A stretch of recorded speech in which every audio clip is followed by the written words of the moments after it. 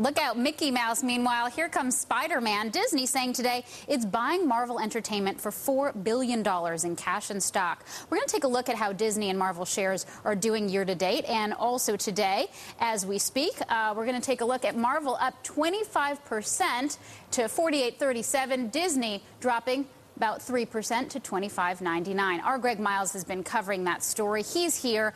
What do you think this acquisition is going to do for Disney? It's pretty small compared to Disney's balance sheet. Well, you know, the big worry here is can Spider-Man and Mickey Mouse, I mean, can they get along together, right? Can they just get along together? But the big issue here really is that Disney always needs new characters really to leverage across its platforms, you know, TV, film, the theme parks, etc.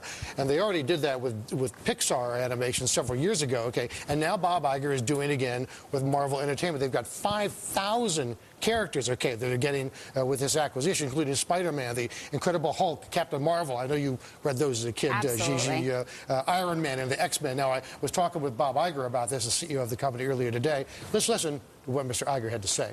It's got great people that have done a great job in creating value and creating great stories and great characters that people around the world like. So this is a perfect fit for us.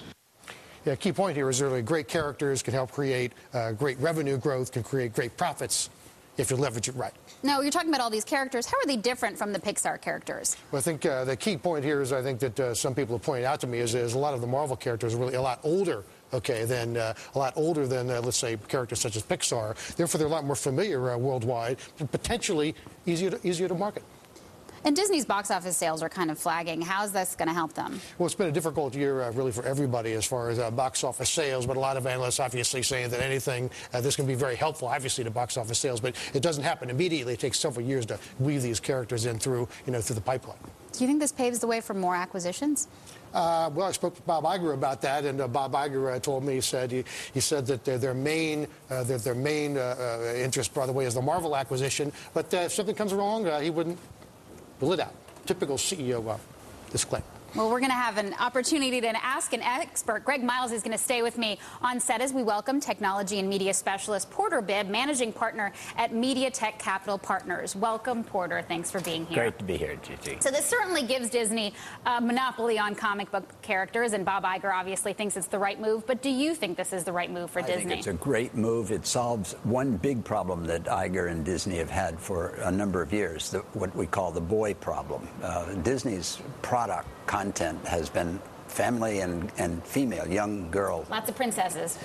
All princesses, despite the Pirates of the Caribbean and maybe even Cars. But now they've got something that can capture the core movie-going audience, the 18 to 24-year-old male.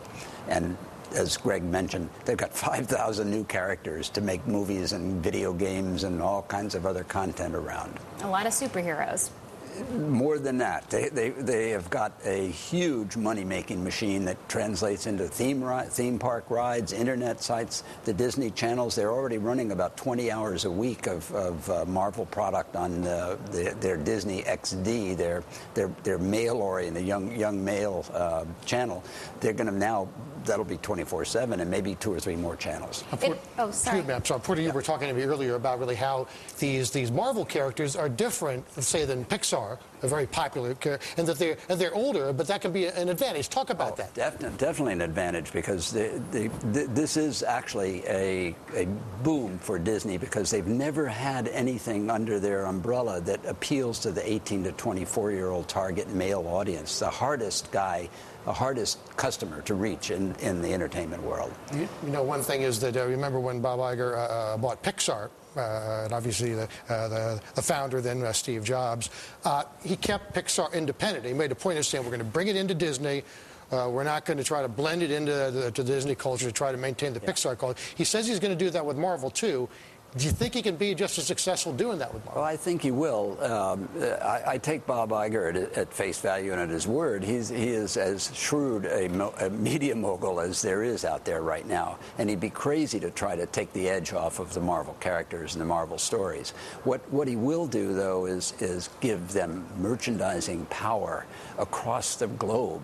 Disney is the best marketing merchandising distributor in the world, and they will reach far more than the studios that have been handling the Marvel product up to now.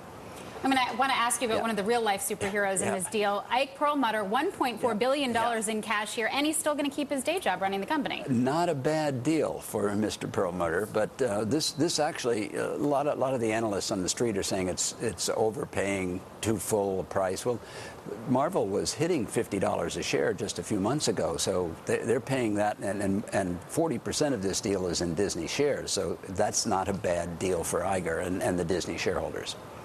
Porter, can you tell us personally? I mean, we got about 30 seconds. Yeah. Can you reveal to us which was your favorite character, Marvel character, growing up as a kid? Now, be honest with us. No, I have to tell you, Greg, Captain Marvel was my favorite, and they haven't done the Captain Marvel series yet, but I guarantee you Disney will have it out in the next couple of years. If only Captain Marvel was as successful as Porter Bibb. Thanks so much for joining us of Mediatech Capital Partners.